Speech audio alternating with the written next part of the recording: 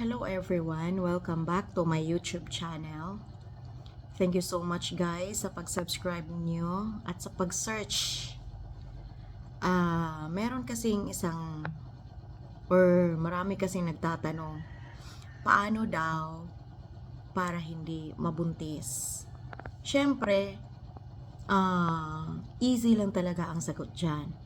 Huwag makipag-sex sa araw na fertile ka. So, yun lang. At hindi ako magre-recommend sa inyo to use contraceptives or kahit anong dyan. Kasi, wala lang. Yung sa amin kasi is natural planning, calendar method. So, kung marunong kayo niyan, huwag kayo makipag-sex sa araw na fertile kayo. Pwede nyo rin yan i-google. So, malalaman nyo rin yan. Madali lang naman. Meron namang safe method, calendar method na calculator online. I-search nyo na lang yan sa Google. Okay, babuhos yun lang.